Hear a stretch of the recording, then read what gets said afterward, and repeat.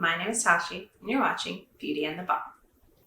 So this isn't going to be an incredibly long video because there's not a ton to say about this particular topic, but today I'm going to talk about your GPA.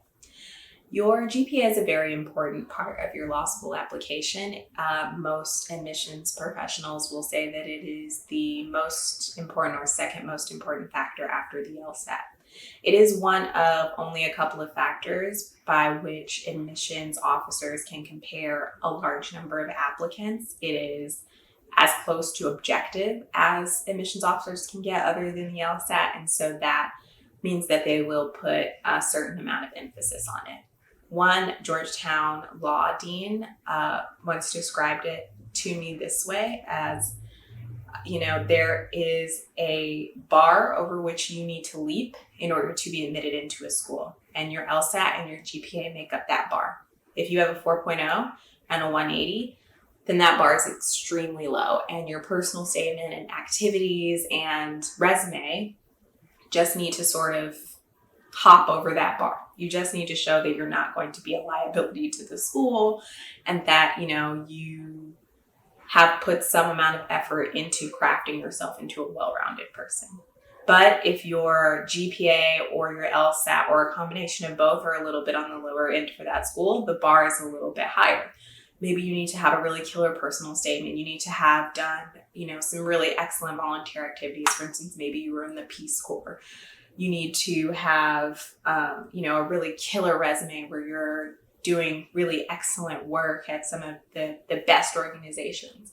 Now, that's not to say that, you can't get into any law school if you don't have a high GPA or high LSAT score or both. It just means that you're going to have to just do a little bit more in other areas in order to be admitted to certain schools. I will say that for your GPA, your major can matter. It doesn't define everything, but it can make a difference. If you are majoring in a softer humanities type of major like I did, which I double majored in English and political science, your 4.0 probably isn't going to look as good as the person who majored in chemistry, because we can all recognize, and especially people who are more humanities minded and legally focused, will tend to feel that those harder sciences are more difficult to get a higher GPA in. But, having a 3.0 in chemistry is not going to be as good on the whole as having a 4.0 in English. So it does give you a little bit of a leg up. Maybe a 3.8 in bio is the same as a 4.0 in political science, or, they're kind of on par, but just make sure that you're not just relying on your major to get you through. And you just recognize that depending on your major, you could maybe be in a larger pool of applicants that have that same major. Many people that want to go to law school studied psychology, studied English, studied political science. There are far fewer people who studied biology, chemistry, mathematics, engineering, those sorts of things, because those are pathways that tend to take you in a different direction. So that may make a difference. I always think back to Legally Blonde. Elle Woods had a 4.0 in fashion merchandising and a 179 on the LSAT. And I feel like the movie sort of, to my great dismay, always made it seem like she got in because she was pretty, or because she made this cool video, or because the admissions office wanted to do something different. When in reality, if she had been a real applicant to Harvard, I think she would have had an excellent opportunity and excellent chance of getting into Harvard, because a 179 is 1 point away from being a perfect score on her LSAT. She was president of her sorority at a very major school that seemed to have been crafted to be basically UCLA. And she had a 4.0. And though it is in fashion merchandising, it was still a 4.0, and fashion merchandising is actually a business major and not a fashion major like design. So she actually would have done really well. That's it. That's my spiel on Elle Woods. She's fantastic. So the final thing that I'll say about your GPA is one thing you can do to help yourself, aside from, studying and attending every class, because you will be surprised how well you do if you just go to every class and listen.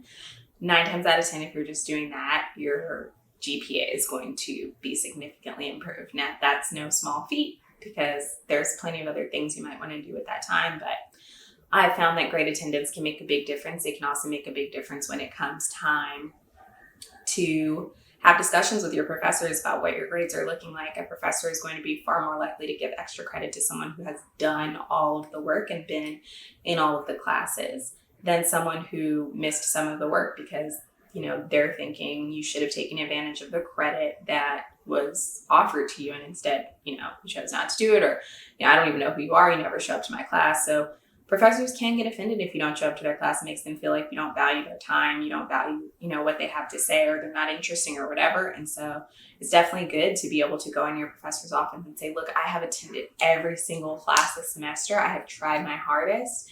And, I just, for some reason, it's not clicking for me. Can you help me? Can you tutor me? Can I have extra credit? And they're going to be way more open to that than if you just show up now and then, or if you have kind of spotty attendance. It's a very strong point to most professors, as far as I found, to say, I have been in every single class this semester trying.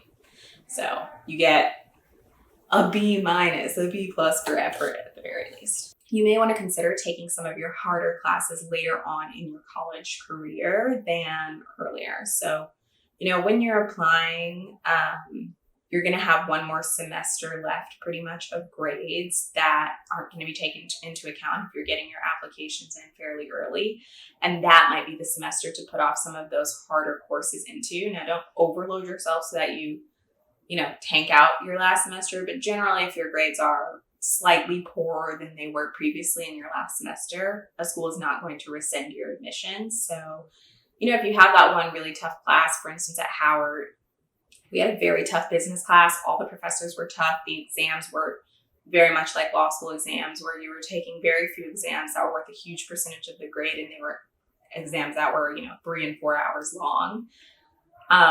That's a class that an example of a class that you might want to consider taking in your final semester, as opposed to taking it at an earlier time. You may want to consider taking a professor or balancing out your classes in a way that you're getting a pretty balanced schedule. I had a particular professor whose courses I really enjoyed, but I knew that he would give a pretty substantial workload. And so if I was going to be taking a class of his that semester, I'd balance it out with something that I thought would come a little bit more naturally to me, maybe something where a professor gave a little bit less homework. So that's the sort of thing that you have to consider as you're trying to get the best GPA possible while still learning the things that you want to learn and getting out of your education what you want to get out of it before you graduate.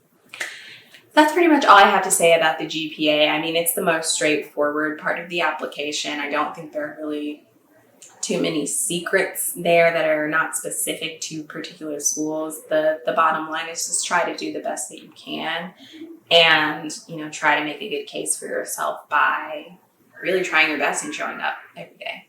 So that's about all. Thank you so much for watching, and I will see you next time.